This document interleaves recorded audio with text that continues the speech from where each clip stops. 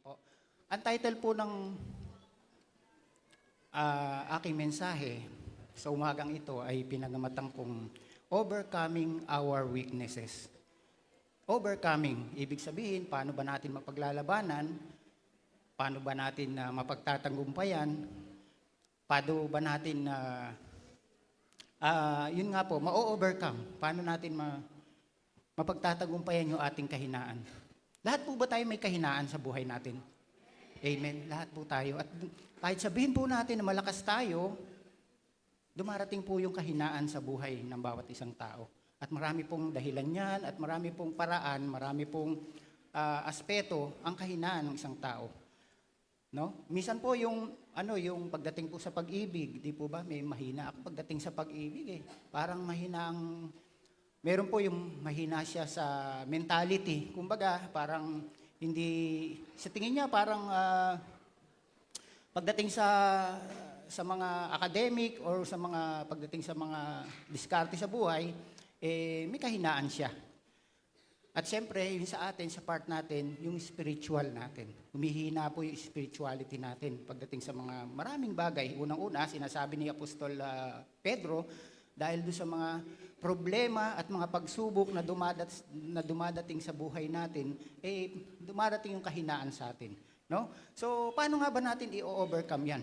So, ang verse natin po ay matatagpuan natin sa 2 Corinthians 12 verse 9. No?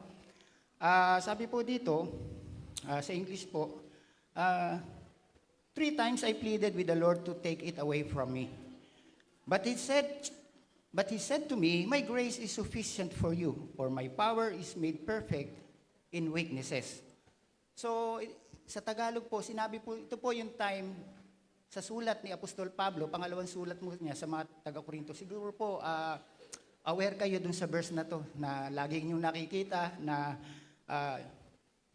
my power is made perfect in your weaknesses. Yun po ay nagsalita po mismo ang ating Panginoon nung time na kinakausap siya ni Apostol Pablo. Ito po yung time na weakest part ng buhay po ni Apostol Pablo. Ito yung pinaka-mahinang parte. Alam niyo po ba nung siya po ay nakabilanggo, hindi po siya nanghina. No? Gumagawa po siya ng mga sulat niya, kinukumusta po niya yung mga Kristiyano sa kung saan lugar, kinukumusta sa pamamagitan ng sulat, sa pamamagitan ng kanyang mga mensahe. Malakas po si Pablo, kahit po sabihin natin nung time na yun, nakabilanggo siya at kung saan lugar siya nabilanggo. Pero ito po yung weakest point ng buhay ni Apostol Pablo. No? Sinabi po niya rito na 3 times I asked the Lord to take it away from me, pero ang sabi po ng Panginoon sa kanya, my grace to you is sufficient. Yung biyaya ko sa iyo ay supisyente. Na kung kailan ka mahina ay doon ka malakas. No? Kung iisipin po natin, si Apostol Pablo po, hindi po niya sinabi kung ano yung dinadaing niya dito eh. Sa sulat niya, wala pong sinabi siya na, Lord, basta meron po siyang pinapatanggal kay Lord. Yun po yung sinasabi niya, 3 times I asked the Lord about it, not to take it away from me. Meron siyang pinapatanggal sa buhay niya. Hindi po sinabi yon sa kanyang mga sulat kung ano, pero alam ko po mga kapatid, lahat tayo merong mga bagay na hinihiling kay Lord na parang mabigat para sa atin. Na parang nagiging pabigat sa buhay natin, nagiging dahilan para tayo'y manghina, nagiging dahilan para tayo'y parang mawalan ng pag-asa. Di po ba karaniwan yan sakit? Marami po sa atin dumadaing sa Panginoon dahil may karamdaman ako eh. Kahit sabihin po natin na simpleng karamdaman yan, dumarating po yung time na pag wala na tayong magagawa doon sa mga sakit natin at hindi natin alam kung paano tayo gagaling, dumadaing po tayo kay Lord. Tama po ba? Ganun po yung naging sitwasyon ni Apostol Pablo. At sinabi po niya, napaka-specific niya, 3 times daw po siyang dumaing sa ating Panginoon. Pero ang sabi ng Panginoon, hindi po siya sinabi pagagalingin kita. Ang sabi niya, Pablo, kung ano yung meron sa iyo, yan yung kalakasan mo. Kasi yung biyaya ko para sa buhay mo, sapat na yan. Kung kayo po yung nasa kalagayan ni Apostol Pablo, na sa mahabang panahon, meron po kayong sakit karamdaman, meron po kayong dinadaing sa ating Panginoon, Lord, bakit po ba ang buhay ko sa mahabang panahon ay puro na lang paghihirap. Lord, bakit po ba yung problema ko patong-patong mula pa nung araw hanggang ngayon ganun pa rin, hindi ako makaahon sa mga problema ko. Kahinaan po yan, di po ba? Paano kung sabihin sa iyo ni Lord, hindi, yung kahinaan mo na yan, yung problema mo na yan, yan yung kalakasan mo. Matatanggap mo po ba yun? Parang hirap, di po ba? Hirap tanggapin na, Lord, kaya po ako dumadaing sa iyo kasi gusto ko masolusyonan yung problema ko. No, hindi ko sinasabi si Lord hindi binibigay yung pangangailangan natin. Yung sagot sa ating mga problema, yung mga pagtawag natin sa Kanya, hindi po sinasabi na hindi sumasagot ang ating Panginoon. Specific lamang po kay Apostol Pablo. Bakit? Bakit po kaya? No? Napakasimple lang siguro nung hinihingi niya. May pinatatanggal lang sa Kanya para siya ay siguro lumakas. Pero ang sabi ng Panginoon, sapat na ibiyaya ako sa iyo. Kasi po alam niyo kung bakit. Kaya mga kapatid, yung mga kapatid natin, sa mahabang panahon, merong kayong hinihiling kay Lord na parang hindi kayo pinakikinggan ni Lord, na parang hindi dumarating sa inyo yung katugunan sa inyong mga hinihiling sa Panginoon. Alam niyo kung bakit? Kasi maaari po, kapukha ni Apostol Pablo, meron pong pagkagamit kayo sa Panginoon. Meron pong purpose ang ating Panginoon sa buhay ng bawat isa. No? Wag po nating isipin na, Lord, hindi mo dinidinig yung aking mga panalangin. Specific po kay Apostol Pablo na may purpose po ang Panginoon sa buhay niya kung bakit sinabi niya, hindi, sapat na yan. Kasi baka pagka pinagaling kita o pinaayos ko yung hinihiling mo sa akin, binigay ko agad sa iyo, magmalaki ka na. No? So, nangyayari po talaga yun. So, normal po sa isang tao na pagka maayos ang buhay, maganda na dumarating po yung yung boasting, o yung nagiging boastful po, nagiging tumataas yung pride, no? So, medyo ganun po siguro, dahilan ng Panginoon yun, kaya hindi niya binigay kay Pablo yung kanyang hinihiling. So, dumating po dun sa punto na talagang nakita naman niya na sa kabila ng kanyang problema, sa kabila ng mga pasakit, na nararanasan niya, pinagpatuloy niya yung kanyang ministeryo at alam po natin kung gaano kalaki yung impact na nagawa ni Apostol Pablo sa mga Kristiyano, no, sa buhay niya sa kanyang pagtuturo. So, sa ating po sarili, hindi po natin, kasi kaya po tayo dumadaing sa ating Panginoon, kasi sa sarili natin, hindi po natin ma-overcome, di po ba? Kailan po ba tayo lumalapit sa ating Panginoon? Doon sa times na hindi na natin kaya, di po ba? Naaalala natin ng Diyos, doon sa times talaga na wala tayong magagawa sa buhay natin. Aminin po natin, totoo yun, di po ba? Yung talagang walang-wala na, doon tayo talaga napapalapit sa Kanya. Kaya tama po yung sinabi ng Panginoon, doon sa part na pinakamahina ka, doon sa part na hindi mo na kaya, doon ka magiging malakas. Kasi bakit? Sa Panginoon ka naaasa, di po ba? Yung mga may sakit dito, mahabang panahon, kung kani-kaninong doktor na, kung kani-kanino na pumunta, wala nang magawa. Kasi wala na, hindi na kaya. Saan tayo lumalapit? Hindi ba parang last resort natin ng Panginoon? Di po ba? At pag doon tayo sa Diyos, umasa, sa Diyos tayo tumawag, hindi ba tayo pwedeng pakinggan ng Panginoon? Pakikinggan po tayo ng Panginoon. Kaya sinasabi niya, ako yung kalakasan mo. No? Ako yung kalakasan mo. Kaya napakaganda po na lahat po ng ating mga problema, kahinaan, ipagkatiwala po natin sa Panginoon. Kasi siya lang po ang makakapagbigay sa atin ng tunay na kalakasan sa lahat ng mga problema, sa lahat ng mga kahinaan na meron tayo sa ating sarili. Lahat tayo meron kahinaan. Aminado po tayo doon, di po ba? Lahat tayo, meron tayong weaknesses sa ating buhay. At ang mabigat po, yung tinanggap na lang natin na mahina tayo. Di po ba? Yung tinanggap, ganito na lang ako eh. Parang hindi mo na, parang wala ka ng pag-asa. Paano mo ma-overcome yung kahinaang yan kung tatanggapin mo na lang na ikaw ay mahina? Di po ba mahirap yun, di po ba? Parang sa tingin mo, kunwari, parang hindi mo talaga kaya, tinanggap mo na lang. Kasi parang wala ka ng feeling mo, wala ka ng pag-asa. No? Marami pong ganyan mga tao. No? So, kung mababalitaan nyo po, may mga nagpakamatay. Meron pong mga nagwala na lang, nag-suicide, kung ano. Kasi po, tinanggap na nila na mahina sila. No? Hindi po lang nila kita na may pag-asa ang tao. Sa pinakamahina, weakest point of your life, meron kang pag-asa. No? Meron pong pag-asa tayo sa ating Panginoong Hesukristo. At kung ito ay ilalapit natin sa ating Panginoon, na kagaya ni Pablo, pwede po tayong bigyan ng kalakasan sa kabila, sa gitna ng ating kahinaan. Bibigyan po tayo ng kalakasan ng Panginoon, kahit anong kahinaan meron tayo, pwede pong bigyan tayo ng Panginoon ng kalakasan. Amen po. Palakpakan po natin ng Panginoon. Ano po ba yung mga simpleng kahinaan natin? Dito lang po sa church na to, yung pong paglilingkod natin eh. Sasabihin, oh, sis, pwede ba sumama ka sa ministry? Brother, sister, baka pwede kang makasama namin sa ministry. Alam mo, yung isang kahinaan po natin, ito. Hindi eh, kasi mahina na memory ko eh. Hindi ako pwedeng magturo. Kahinaan po yon mga kapatid. Hindi eh, utal ako eh. Hindi ako pwedeng mag-ano sa ministry. Mahina loob ko, mahihain ako. Kahinaan po yon mga kapatid. Hindi eh, may sakit ako eh. Parang lagi ako nirarayuma pagka hindi ako pwedeng mag-follow up. Hindi po ba? Kahinaan po yon mga kapatid. Kung yun po, pananatili po natin sa buhay natin, hindi po natin ma-overcome yan. Kasi hindi po tayo makakapaglingkod sa ating Panginoon. Ganun na lang po tayo. No?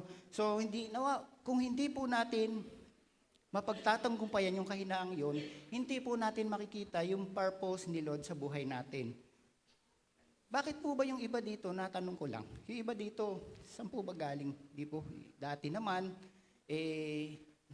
nung simpleng umaattend lang dito, pero ngayon nagtuturo po ng Bible. Nagtuturo po sa children ministry, umaawit, kumakanta. Saan po ba tayo nagmula? Sa wala, di po ba? Pero sa kabutihan ng ating Panginoon, sa kanyang biyaya, nagamit po natin yung kahinaan natin. Di tayo pumayag na ganun kasi ginamit natin para sa ating Panginoon. Nakita natin yung purpose ni Lord sa buhay natin.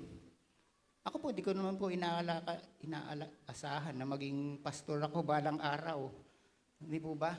Hindi ko po inaasahan. Maano lang po talaga ako, mahilig lang po akong umattend pagka mayroong mga Bible school, mayroong mga pag-aaral. Mahilig lang po talaga ako, pero hindi ko po inaasahan na isang araw magiging pastor ako. Maalala ko po nung minsan, nung nag-aaral po kami nila pastora ng Bible school, parang pina-require po kami na bumili ng concordance. So, medyo mahal po yun kasi parang binili ko po yung Strongs. Malaki po yun, siguro baka malaki pa po dito. Medyo mahal. So, naghanap po ako online. So, nakakita po ako na normally, ang nagbebenta po nun, hindi nga po ako makapaniwala, Christian din. So, Christian din nagbenta. Nag-meet up kami sa isang lugar sa Manila para bayaran ko. So, sabi niya, nung pagbigay sa akin nung libro, ingatan ko daw kasi matagal din niyang ginagamit. Sabi niya kasi, nasa ministry siya at siya ay nurse po. Papunta po sa abroad, nag-a-apply papunta po sa abroad. So, nung pong nag-uusap kami, online pa lang po, tinatawag niya po akong pastor. Sabi ko, hindi ako pastor. Sabi ko, hindi po, pastor. Hanggang doon na makita po kami, ang tawag po niya sa akin, pastor.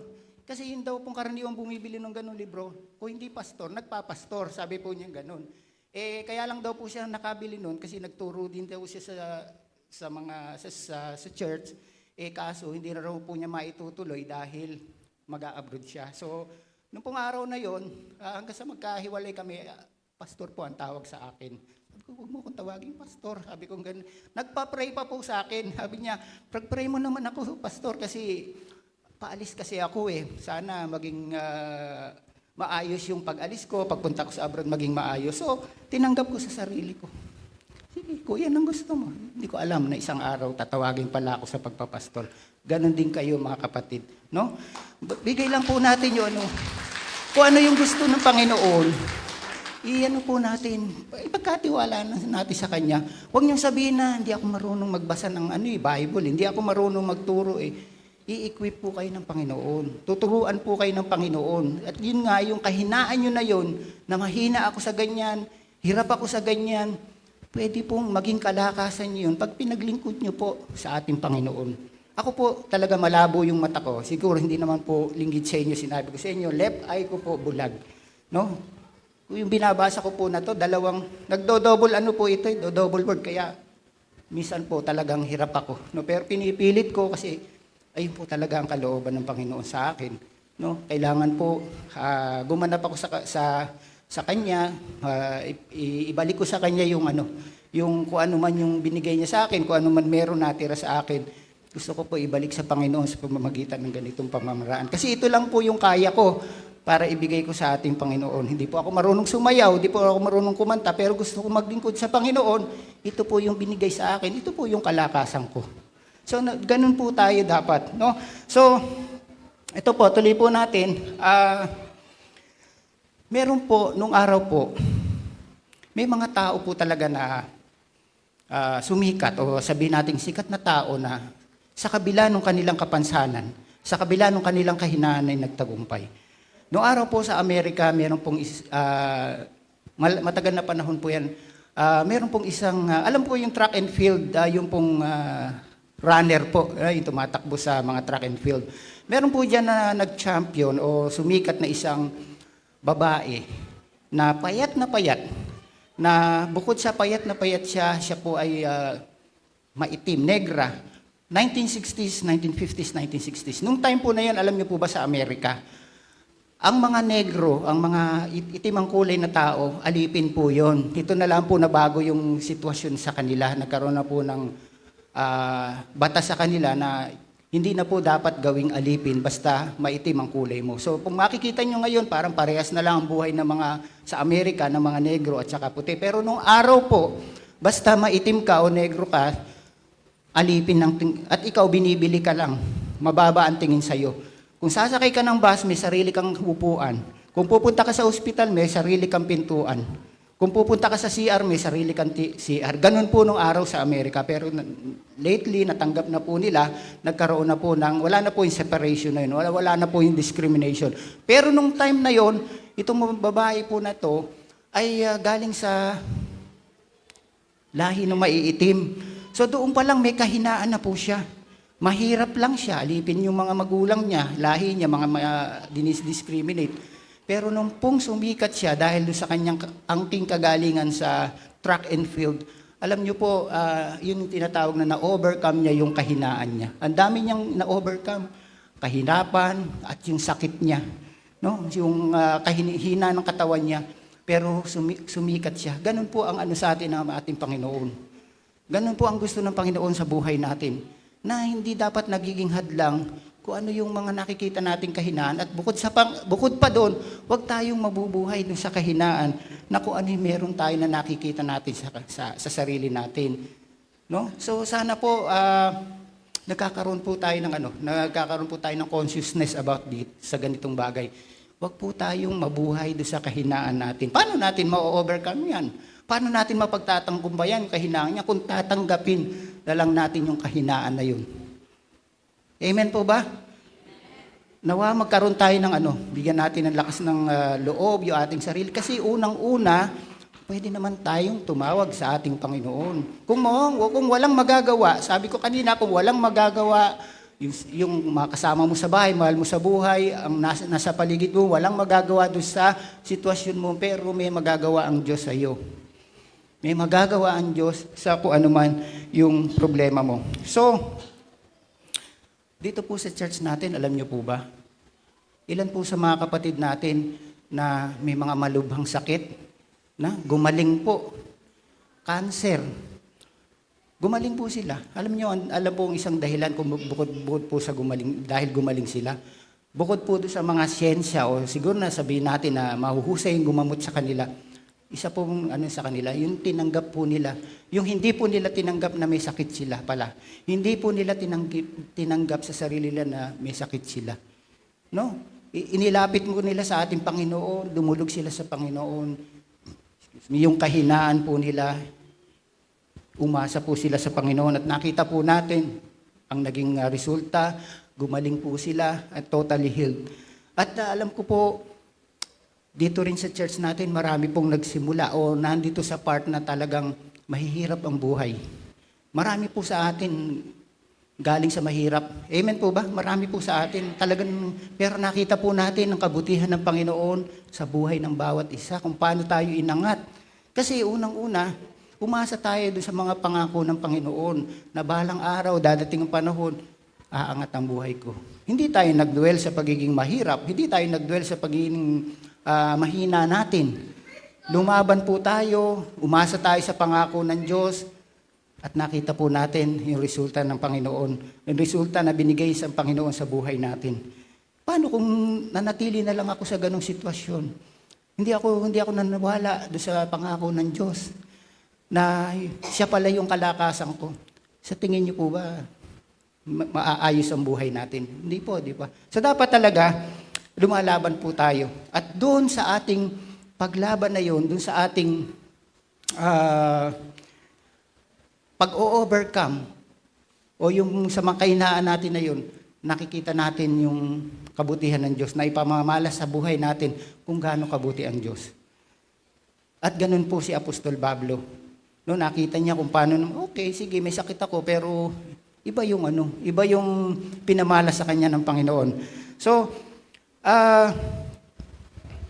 dalawang bagay po kung bakit nangyayari yung ganyan. May sakit ka, may problema ka, sari-saring problema, sari-saring kahinaan dumarating sa buhay mo. Unang-una, pag dumating yung time na yung sakit mo, napagaling, gumaling, umayos ang buhay mo, yung problema mo, nabigyan ng solusyon, naayos lahat ng mga sakit at karamdaman mo, yung mabibigat mong suliranin naayos.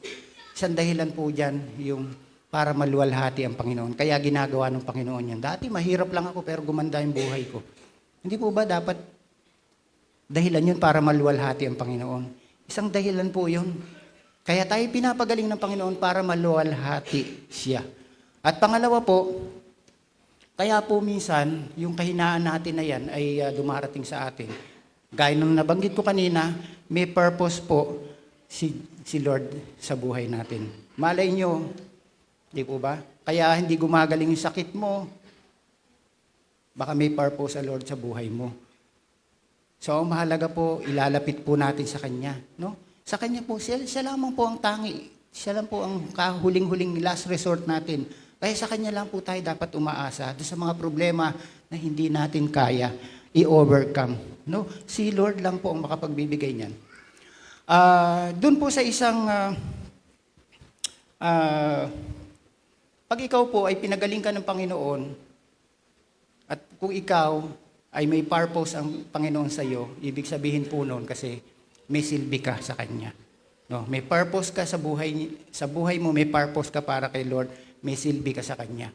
Kaya dumadating yung time na kailangan mo palang lumapit sa Kanya, kailangan mo palang magpakalakas sa Kanya.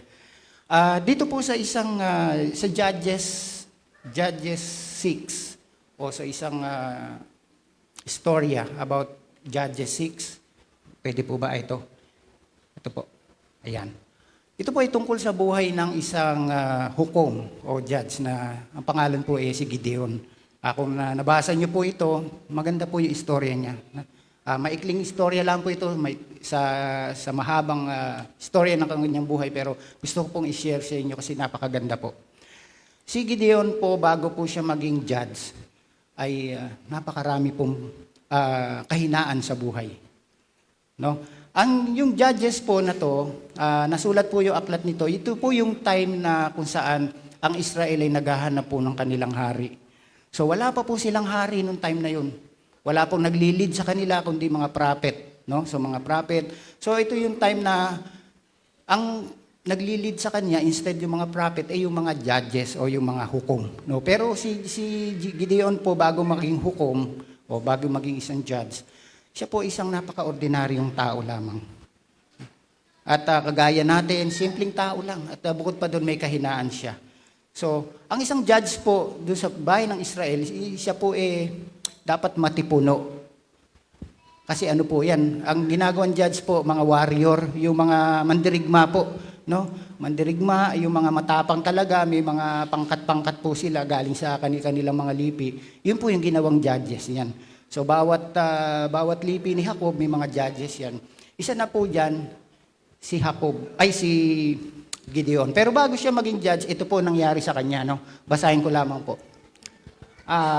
Dumating sa Opra ang anghel ni Yahweh at naupo sa ilalim ng malaking puno ng pag-aari ni Joas na buhat sa angkan ni Ebiser. Si Gideon na anak ni Joas ay kasalukuyang gumigiik noon ng trigo sa pisa ng ubas, patago ang kanyang pag-iik upang hindi siya makita ng Midianita. So, ito yung time na, pwede po ba pakituloy po yung ano? Nagpakita sa kanya ang anghel ni Yahweh at sinabi sa kanya, sumasa iyo si Yahweh, magiting na lalaki. No? So, siguro po hanggang dyan muna. Tutuloy ko na lamang po. No? Ito po yung time na ang Israel po ay nakubkob po ng kanilang mga kaaway na Midianita. No? Nung time po na to, alipin sila ng mga Midianita. Sila po ay nasa ilalim ng pagsakop ng grupong Midianita. Kaya po siya gumigiik, patago, kasi po yung mga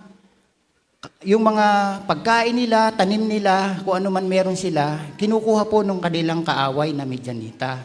So, mga hayop nila, inaagaw, kinukuha kasi siya, nagigiik siya patago. So, isang araw, dumating po sa kanya ang anghel ni Yahweh. At ang sabi sa kanya, sumasa iyo ang Panginoon, sumasa iyo si Yahweh, magiting na mandirigma. Nagtaka siya, no? Sabi niya, bakit? No? Siguro naisip niya, magiting na mandirigma. Hindi pa po siya judge nito, bakit mo ko tinawag na magiting na magdirigwa? So parang pinaliwanag po niya doon sa mga remaining verse na, alam niyo po ba na yung angkan ko, yung pinakamahirap dito sa lahi namin. Sa lipi namin, angkan ko, yung pinakamahirap. Tapos yung pamilya ko, sa pamilya ko, ako yung pinakamahina. So, yun. So, sinabi niya yung kahinaan niya para maging isang magiting na mandirigma. Pero nakita sa kanya ng Diyos yung kagitingan sa kanya, sa kanyang puso. So, ibig sabihin, sa kabila nung kanyang kahinaan, may purpose pala siya sa Panginoon. So kaya tinawag siya magiting na mandirigma. So hindi siya makapaniwala talaga na ako pala magiging magiting na mandirigma. At sa sitwasyon nila na yun na sila ay nasa ilalim ng kanilang kaaway ng Midianita, para sa kanya, napakahirap ng sitwasyon niya, mahina sila. No, para tawagin mo akong isang magiting na mandirigma, sa ganitong kalagayan, hindi siya makapaniwala. So, sinubok niya ang anghel ng Diyos. Sige, ganito gagawin ko para maniwala ako sa iyo. Sinubok niya yung Diyos, yung anghel ng Diyos. Sabi niya, sige, maglalagay ako ng balat ng tupa sa labas. Maglalagay ako dyan, kasi dudang-duda siya siya mismo kasi ang feeling niya sa sarili niya, mahina siya At sabi nga niya, inamin niya, galing siya sa mahinang pamilya, at yung pagiging pagkatao niya ay isa sa pinakamababa o pinakamaliit dun sa kanilang pamilya. So siguro patpatin siya, sakitin siya, o para maging isang mandirigma, hindi siya qualify. Pero, mga kapatid, may purpose ang Diyos sa buhay niya. So sinubok niya, sige, kung talagang totoo yung sinasabi ko, maglalagay ako ng balat ng tupa sa labas, sana kinaubakahan, diligin mo ng hamog yan, basain mo ng hamog yan, pero yung lupa sa labas, tuyo. Mahirap na yun. Paano magkakahamog yung balat ng tupa, pero yung lupa sa labas, tuyo? Mahirap yun, di po ba? Pero nangyari yun, kinaumagahan paggising niya, kinuha niya yung balat ng tupa, may nakuha siyang hamog at nakakuha siya sa tasa. Nung piniga niya, nakakuha sa mangkok ng hamog. Pero yung lupa sa labas, tuyo. So, imposible yun, di po ba? So, hindi pa siya na-satisfy. Hindi pa siya natuwa doon. Sige, isa pa, sabi niya ganun. Para maniwala ako sa sinasabi mo, isa pa. Baliktarin natin yung sitwasyon. Yung balat ng tupa, bukas, sana tuyo, pero yung labas ng lupa, basa. Binaligtad niya. So, parang imposible na naman. Basa yung paligid, pero yung balat ng tupa, tuyo. Nangyari yon. No, pinakita ng Diyos sa kanya na, totoo, ikaw yung may purpose ako sa iyo eh. Pinakita sa kanya, hindi ginawa ng anghel ng Diyos yun. Kaya kinamagahan, nagulat siya, totoo pala. At noon lang siya naniwala, natakot pa siya na baka siya mamatay kasi harapan niya nakausap ang anghel ng Diyos. So from there, natauhan siya. No? May purpose pala ang Diyos sa buhay ko. Alam niyo mga kapatid, marami na pong mga pinakita o ginawa ang Diyos sa buhay natin. Gaano na po tayo katagal sa church? Tagal na po tayo, di po ba? Hindi ako naniniwala na walang ginawang mabuti ang Diyos sa buhay mo mula nung napunta ka sa church. Meron po ba dito na magsasabi na, wala namang ginawang si Lord sa buhay ko na, di ba, himala o ano? Wala po makakapagsabi. At kung minsan, yun po yung nadidinay natin eh. Yung ginawang kabutihan ni Lord sa buhay natin, parang minsan di pa tayo naniniwala eh. Parang, Lord, ganun. Di po ba? Parang nagdadalawang isip pa po tayo eh. No? Pero ang totoo niyan, subok po natin ng Diyos sa buhay natin. Amen. Huwag na po nating isipin na, nagdududa pa ako. Huwag po tayo magduda. So, gaya po ni Gideon, nagduda po siya. 2 times pinasubok niya yung katotohanan o yung kabutihan na talaga siya, ng Panginoon na siya ay meron po siyang misyon o meron po siyang purpose sa ating Panginoon sa kabila nung kanyang pagiging mahina sa tingin niya. So, from there, nagbago po ang takbo ng isip niya. So siguro natauhan siya, totoo pala, Diyos pala'y tumatawag sa akin. Mga kapatid, yung paglilingkod sa atin sa Panginoon, hindi po tao yung tumatawag sa atin. Nung tinatawag tayo ng Panginoon para magturo, gumawa sa kanyang ubasan, hindi po tao tumatawag, Diyos po ang tumatawag sa atin.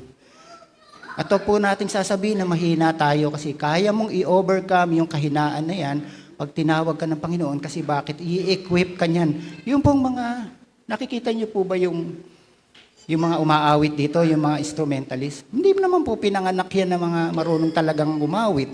Hindi naman po pinanganak yan o nag-aral man yan ng music. Hindi naman po, di po ba?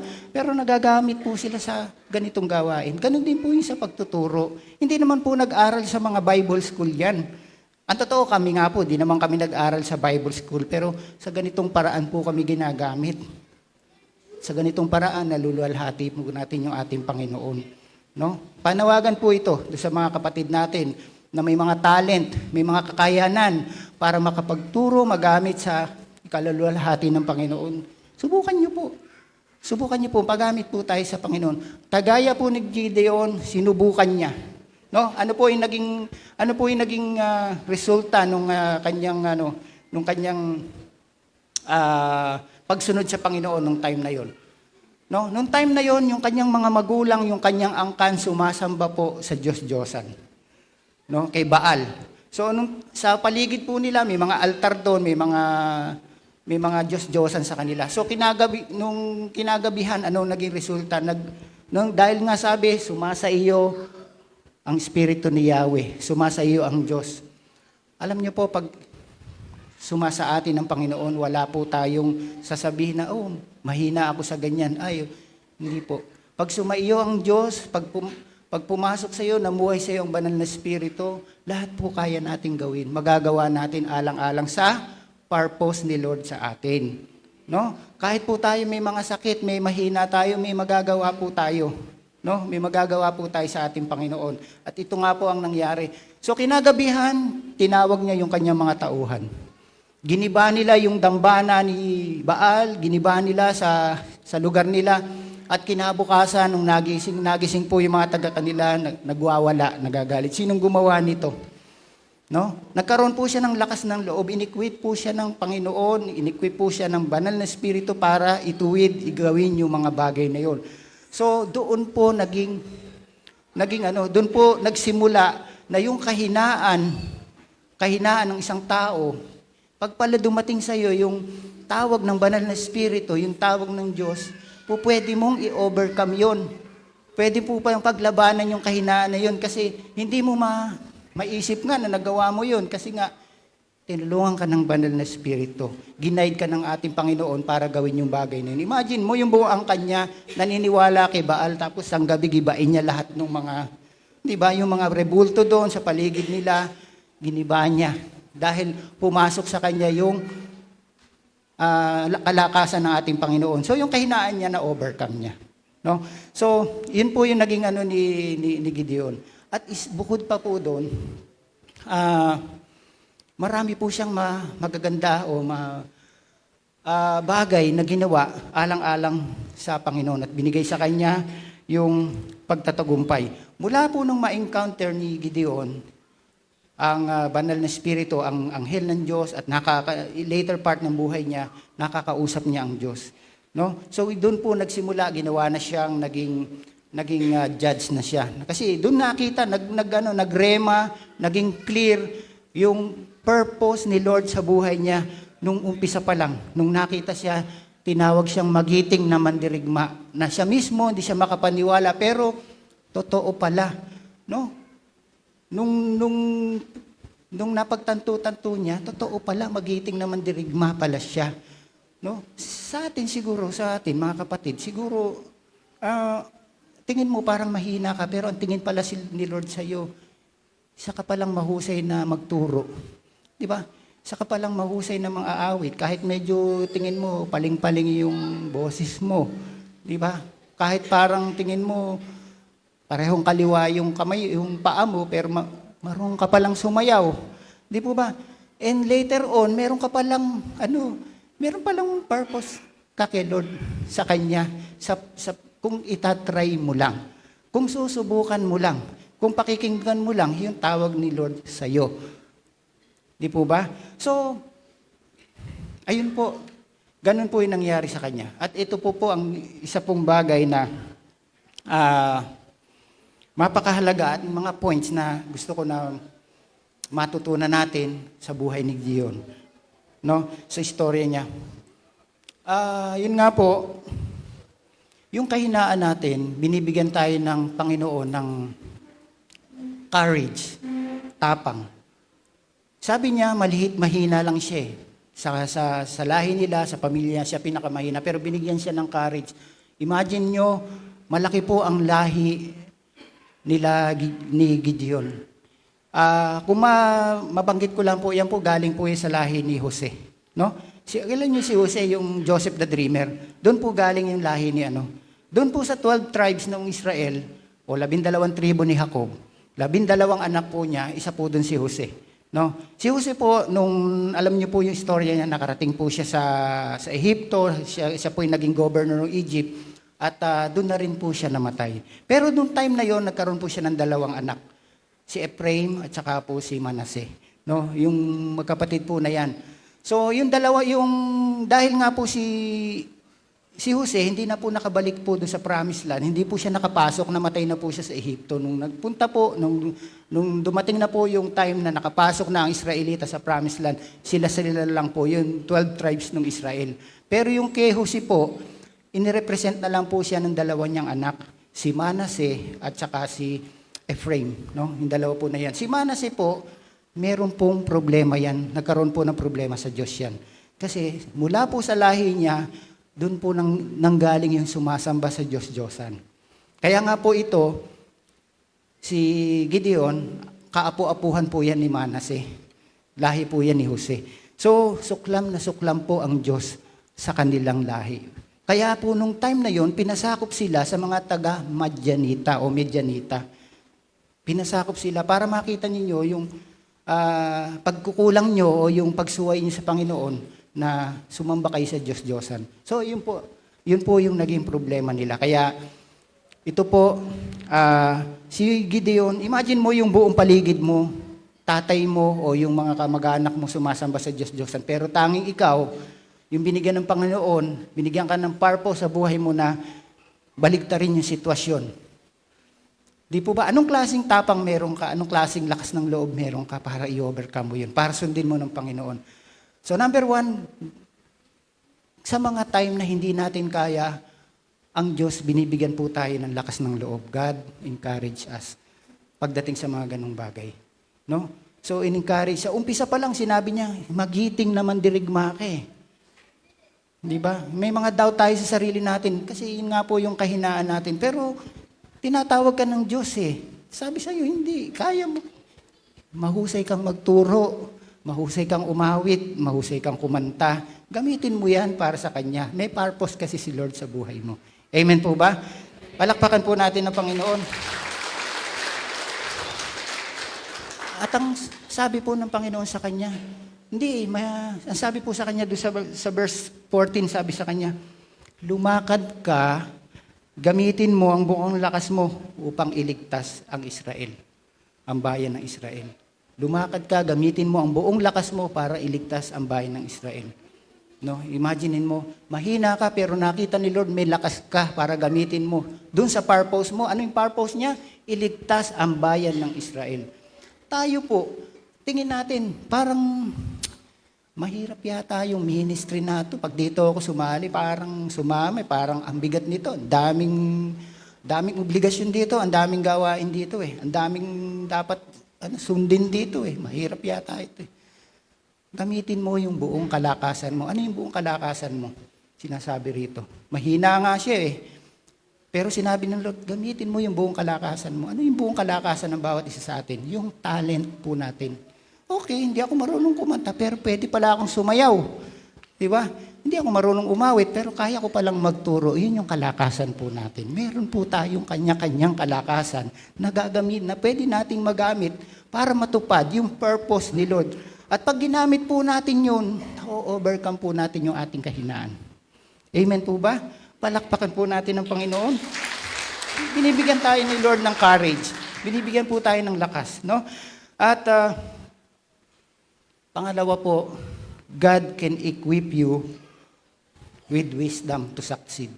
Bibigyan ka ng Panginoon ng katalinuhan, kaalaman para mag-succeed o magtagumpay ka doon sa sinasabi niyang purpose mo. Kahit sa tingin mo parang hindi ako nababagay diyan. Para sa tingin mo parang hindi ko kaya yan. Bibigyan ka, i-equip ka ng ating Panginoon, no? Paano po? Ginawa po niya kay Gideon kung paano niya in-equip. Nung time na yon, lulusubin po sila ng kanilang kaaway, no?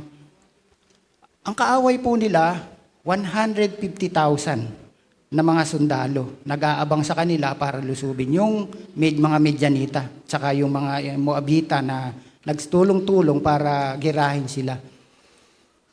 Nung tinipon po niya yung kawal niya, mga katribo niya, tsaka yung mga, sabihin natin mga katulong niya, yung mga kasanggan niya sa gera, tinipon niya. Ang natipon niya ay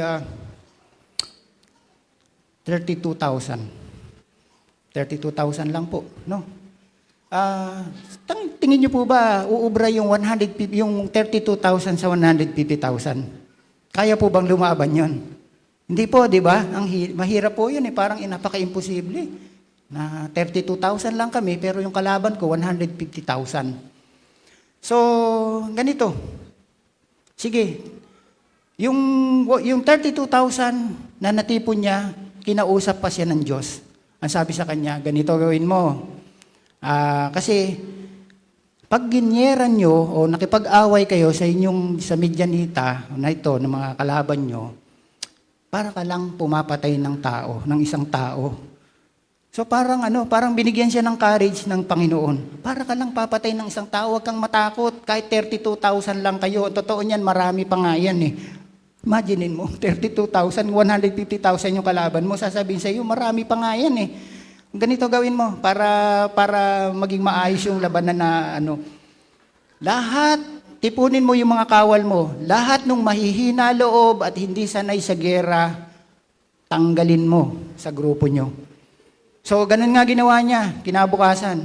Tinipon niya. Tapos, yung mga mahina ang loob na hindi sanay sa gera, pinauwi na niya. Alam niyo po ang natira ko ilan? 10,000. Kaya ba ng 10,000 yung 150,000? Mahirap po, di po ba? 10,000 na lang po yung natira. Ang mabigat, ang sabi ni Lord, marami pa yan. Naku, marami pa yan. Marami pa'y natira sa'yo 10,000. Ganito gawin mo. Bukas, may tatawirin kayong ilog dyan. Papunta doon sa battle place. May tatawirin kayong ilog dyan. Alam niyo po kung paano in-equip ng Diyos o paano niya tinulungan yung tao ni si Gideon. Kung paano niya in-equip. Ibig sabihin kung paano niya inihanda. No? Paano inihanda? Kasi ang Diyos, kapag tayo gagamitin ng Diyos, huwag nating isipin na wala akong kaalaman. Ihahanda tayo ng ating Panginoon. No? Hindi naman po pwedeng hindi ko kaya ito, pero ihahanda tayo ng ating Panginoon sa pamamagitan ng kanyang banal na Espiritu. So ganun ang nangyari. Kinabukasan, pagtawid nila sa ilog, sabi sa kanya ganito, marami pa'y 10,000 na yan. Pagtawid niyo sa ilog bukas, magsisiinom yung tao mo na yan, yung mga kaawal na yan. Iinom yan sa tubig kasi uhaw na uhaw yan, iinom yan sa ilog. Yung iinom na parang aso, tanggalin mo na. Ibig sabihin, yung pong nilulublob po yung mukha sa tubig. Pero yung iinom, gagamitin nila yung kamay nila, yun po yung itira mo kasi yun yung matino. So, ganun po ang nangyari. So, pagtawid nila ng ilog, uhaw na uhaw yung mga kawal niya, nakita yung ilog, nagkanya-kanya ng inom. Yung iba, sinilulublob yung ulo, yung iba yung parang dumidila sa tubig, yung iba naman uminom sa pamamagitan ng kanilang kamay. So, nakita po ni Gideon yun. Tinanggal niya yung mga uminom na parang aso. Ilan po yung natira? 300. Kaya po ba ng 300 yung 150,000 na kawal? Hindi po. Hindi po ba? Pero tinuro sa kanya ng Panginoon kung paano gagawin mo. Yung 300,000, yung 300 warrior na yan, tinuro ng Panginoon. In-equip sila kung paano gagawin. So, ang ginawa, tinuro sa kanya, yung 300 na yan, nung ganito gagawin mo.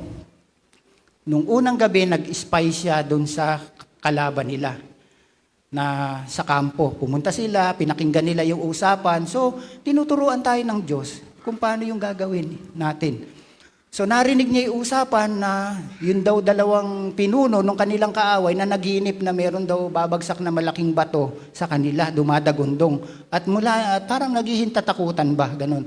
Parang maingay na bato na gumugulong na parang papunta sa kanila. Yun ang napanagin. Narinig nila yon. No? Kasi tinuro ng Panginoon sa kanila kung anong gagawin nyo. So kinabukasan, ang sabi sa kanya ng Panginoon, magdala kayo ng trompeta at magdala kayo ng banga, tsaka yung ilaw. No? So tinuro sa kanila kung paano bago nyo, at iyan, sinabi ko sa inyo, hindi kayo mahihirapan sa gera na yan.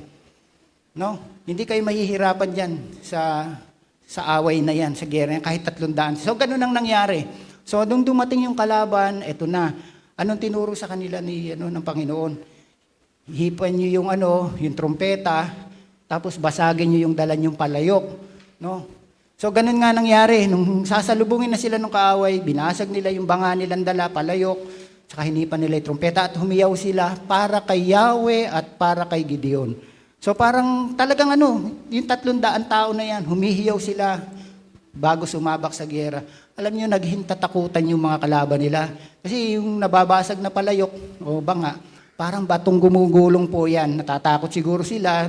Natakot sila, nagkanya-kanya na silang takbo. No? At mula noon, binigay sa kanila ng Panginoon ng pagtatagumpay. At wala sa kanilang namatay. Sila po mismo natakot, sila nagtakbuhan, nagkagulo sila. At yung 150,000 na yun, sabi sa Bible, napuksa yun. At yung 15,000, hinabol pa nila patakas. Ganun po ang Panginoon sa buhay natin. Yung problema natin na akala natin na napakabigat, akala natin na hindi natin kaya, yung kahinaan natin, tuturo sa atin ng Panginoon kung paano gagawin.